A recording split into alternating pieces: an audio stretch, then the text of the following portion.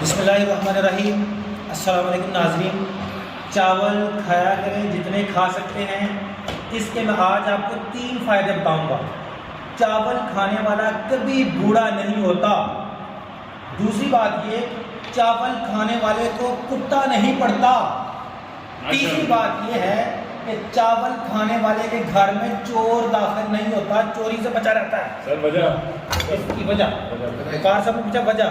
पहली वजह यह है कि बूढ़ा इसलिए नहीं होता, जवानी थी तो मर जाना खा खा के बुढ़ा के कौन है।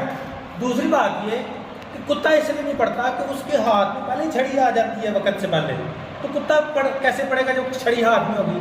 तीसरी बात ये है कि चोर घर में क्यों दाखिल नहीं होता, क्योंकि उन्हें बीमार होकर खाऊं खाऊं कर दिया रहना है, तो चोर के तुम्हारा है। वाह वाह क्या बात है, ऐसा